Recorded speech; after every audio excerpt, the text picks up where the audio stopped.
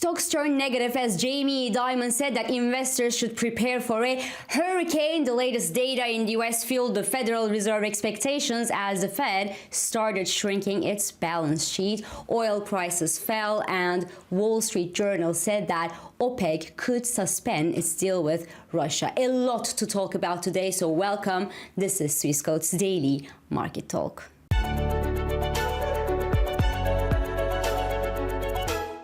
So you certainly heard that JP Morgan CEO Jamie Dimon said that he expects a hurricane to hit the US economy and that everyone should brace him or herself for it. That comment with a couple of more catalyzers dampened the market mood yesterday and sent the US stock indices lower. Jamie Dimon said that the mixture of economic and geopolitical factors is challenging for the economy right now. So yes, obviously the Fed is on a solid rate hiking path, and yes, there is a deadly war going on in Ukraine, but just one thing, a little thing though. About a week ago, the same Jamie Dimon had said that he sees only storm clouds above our heads, which should, in theory, dissipate and leave their place to a sunny market. And by then, the Federal Reserve expectations, well, were as hawkish as today. They didn't change at all, and well, the war in Ukraine was as ugly as it is today. So either Jamie Dimon was suddenly informed about what's going on in the world, or he knows something we don't know. So in all cases, JP Morgan analyst Colin Novich wrote at yesterday's note that the US stock markets are poised for a gradual recovery from the actual levels and that there will be no recession probably. And Bloomberg News wrote that he hasn't had much success with his calls so far this year. But all in all, well, the US stock markets kicked off the new month of June on quite a negative note. The S&P 500 fell 0.75% and Nasdaq closed 0.72% lower yesterday. Yesterday's decline was also put on the back of a stronger than expected ISM manufacturing data in the US and higher than expected job openings, fueling the hawkish Federal Reserve expectations as the economy is growing well and that there are plenty of jobs for those who are actually willing to take them in the market, so the Fed could actually tighten fast. But the truth is, we are now at one of these periods when we can't really predict well how the market will react to the fresh data, because yesterday's strong ISM read could have also been very well interpreted as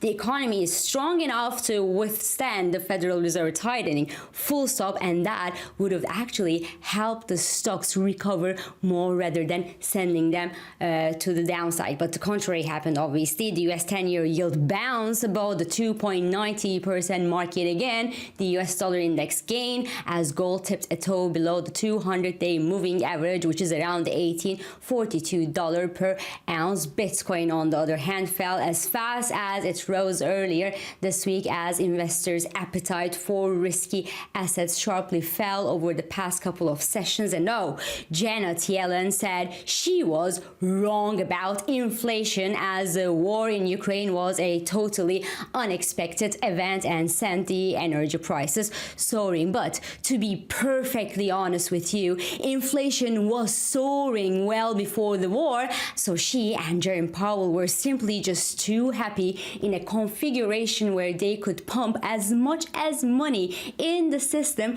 without seeing any negative impact for years and years, that they only woke up when the reality inflation hit the fan, and it was simply too late. So the thing is, the Federal Reserve started shrinking the size of its huge balance sheet yesterday, and that quantitative tightening should technically lead to a further steepening of the US yield curve. But the US yields also react, and perhaps react more, to the Federal Reserve expectations. And because the quantitative tightening must have already been fully priced in, we may not actually see the actual beginning of the QT sending the US 10-year yield above that 3% psychological mark. However, it is hard to tell what impacts we will see from the quantitative tightening, as this is the very first time the Federal Reserve will let the size of its balance sheet drop this dramatically. So we will discover all together how this whole thing plays out. Also,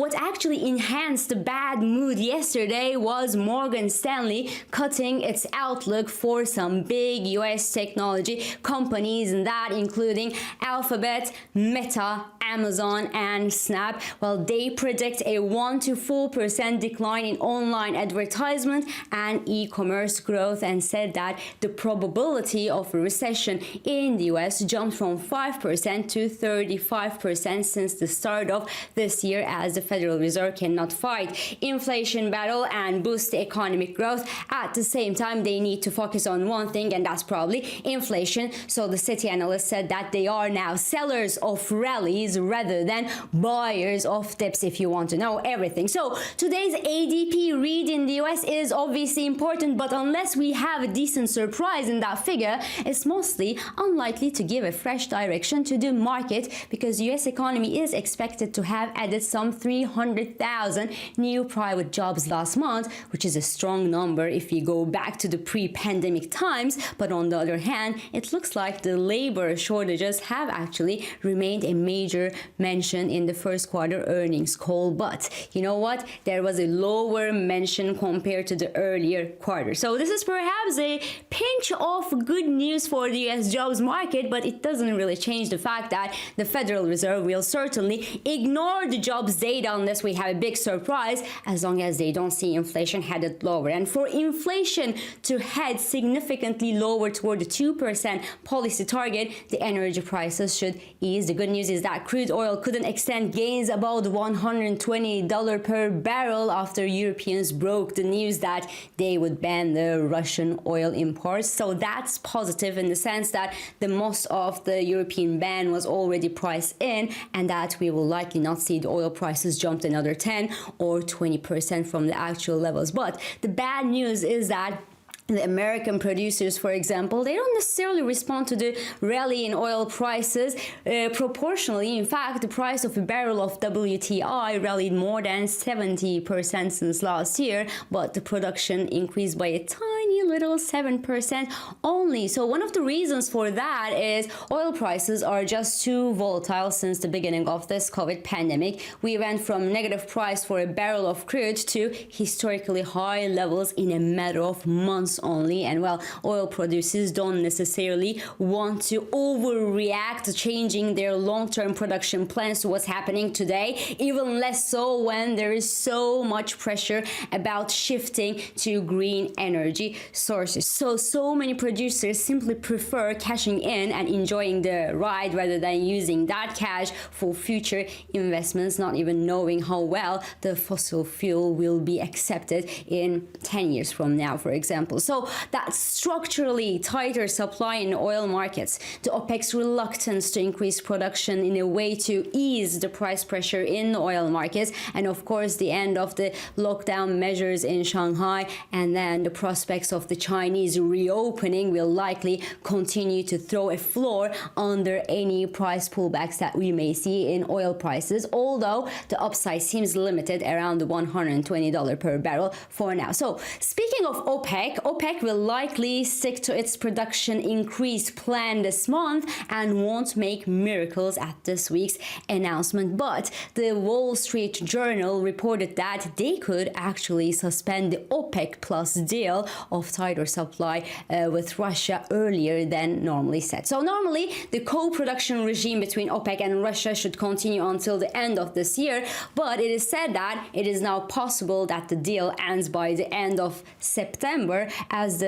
quota system doesn't necessarily make sense when Russia is held back from increasing its own production due to these fresh European sanctions. So good news here is that Saudi Arabia and the United Arab Emirates might fill in that gap, but bad news is Saudi Arabia and the United Arab Emirates might not fully fill in that gap. So this is all for today. I'm İpek Özkardeskaya, and thank you for joining me. I hope this episode of Market Talk has been helpful and it has been insightful to you. So please do not hesitate to leave your comments, your reactions, and your questions below as usual, and follow us on Instagram, on Twitter, and on LinkedIn for regular market updates, and subscribe of course to our YouTube channel for daily market comments. I meet you again tomorrow, and until then, good day trading.